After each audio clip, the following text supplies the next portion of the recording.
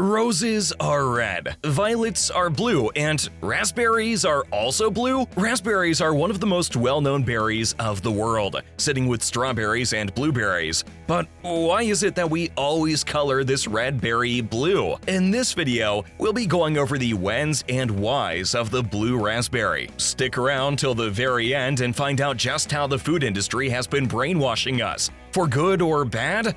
You be the judge. History of raspberries. Before we take a deep dive into the chemistry that goes into blue raspberries, we need to go back and pay tribute to the OG produced by Mother Nature herself. Raspberries, or Rubus idaeus, if you're feeling fancy, first originated in East Asia, where the first accounts of the fruit were made by traveling Greeks and Romans. These traveling Europeans, after getting a grasp on raspberry, started cultivating the berry all over Europe. Soon enough, raspberries became a highly sought-after commodity to Europeans, often being cultivated in monasteries. As with every other valuable commodity, these red raspberries finally reached North America during the 19th century, where it was just as beloved. But soon enough, the supply would not be able to meet the demands of the raspberry-hungry consumers. There just wasn't enough berry for everybody. So the next logical step would be to innovate. Multiple experiments and selective breeding soon solved the supply problem, while also giving birth to the raspberry we know and love.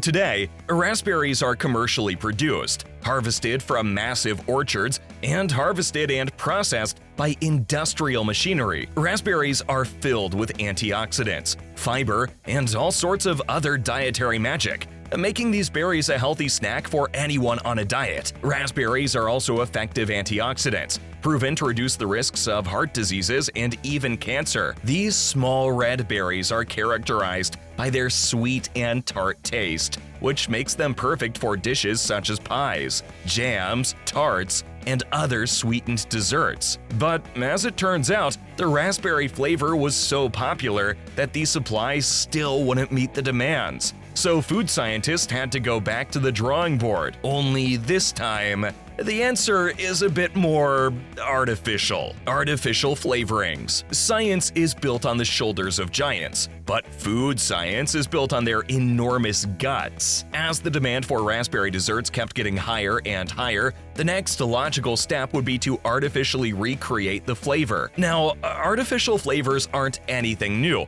and raspberries are definitely not the first artificial flavors to be made. One well-known example of artificial flavoring can be found in vanilla, created in 1874 by Ferdinand Tiemot as a way to make vanilla more accessible. But this isn't a vanilla video. This is a raspberry video. There is no single person to credit for the greatness that is artificial raspberry flavoring. It's instead a group effort made by multiple food scientists and organizations. We have them to thank for discovering the main ingredient for artificial raspberry, castoreum. But should we thank them? What many may not know is that castoreum is a natural chemical produced by our dam-constructing mammal friends, beavers. Now, you might be asking yourself, beavers? What part of beavers tastes like raspberry? Well, be careful what you ask for. Castoreum is a special secretion coming from the beaver's anal glands. Now, before you go on panicking, this does not mean that we are technically eating beaver anus every time we eat artificial raspberry flavored snacks. We aren't, just the secretions of it. That's safe enough, right? It should be,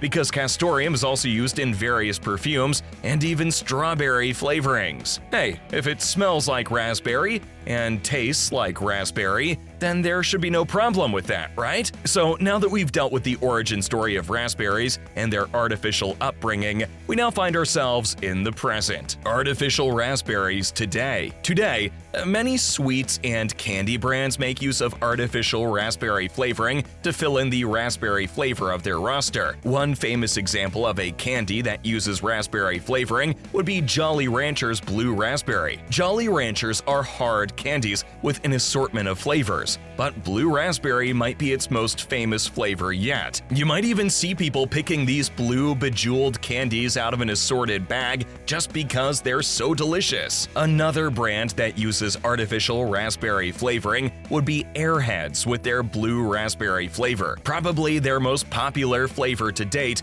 blue raspberry is famous for being tangy, sweet, and just an overall classic flavor that everyone can enjoy. Bonus points for letting the blue coloring stain your tongue and teeth. It's always fun seeing everyone's reaction to your blue mouth. If you're looking to chew some more and keep that raspberry flavor alive, Hubba Bubba has you covered, presenting their blue raspberry sour bubble tape. Arguably one of their best flavors, this bubblegum tape offers a sweet treat that'll also make your eyes water because of the added tartness. Now, these may all be sweet candy, but if it's a cold drink that you're after, then artificial raspberry still has you covered. All over convenience stores, there are slushy machines that offer their bright blue raspberry en masse. So if you're ever craving for a cold raspberry treat on a hot summer day, then head on over to the nearest convenience store and slurp at your convenience. Artificial raspberry flavors are extremely popular in the sweet scene, and for good reason. But if they're so popular, then why the heck do we keep getting the color wrong? Every brand that has a raspberry flavor almost always colors it a sickly blue. So what gives? Well, we might have some answers to that. Tasteless color. Melvin de Groot, a chemical engineer, was the first to notice this phenomenon. In his 1920s book entitled Observations,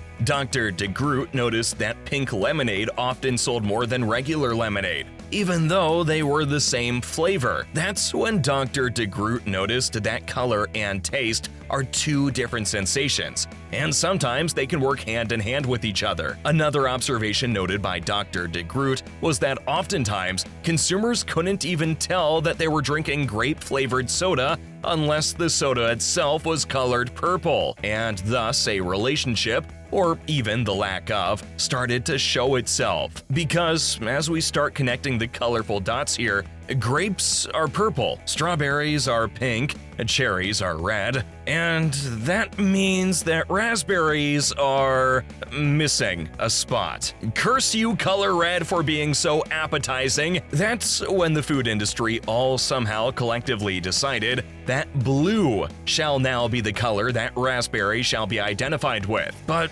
wait a minute, isn't blue a far cry from the red raspberry? Well, to that we say, it worked for pink lemonade, right? Dr. Melvin de Groot's observation and conclusion remains true. Market your product well enough and soon, people will begin relating the branding with the taste, the color blue with raspberry. But then that raises another very important question. If we could have chosen any other color for raspberry, why would we choose blue? Aesthetic appetites. There's no denying that us humans eat with our eyes first. Mademoiselle, ooh, look at that. We can immediately tell just by the look of a dish if we'll have a good time or not. Consider steak, for example. No one appreciates a gray steak. We all yearn for that delicious Maillard browning crust on our steaks. That's because colors such as red and brown are the colors that stimulate our appetites the most. Why else would big fast food chains and restaurants use the color red so often? Meanwhile, on the other end of the spectrum, we have blue, a color specifically proven to reduce appetite. So why would they choose that color for raspberry? The answer lies in our youth. Literally, children love sweets the most. And what other way to attract children than to bombard their senses with bright, bold colors? Why else would most baby or even kid brands use the color blue? Candies and sweets colored in bright blue, well, that's sure to catch the eye of any kid or adult with munchies. So the next time you're enjoying your blue raspberry Jolly Rancher or Airhead,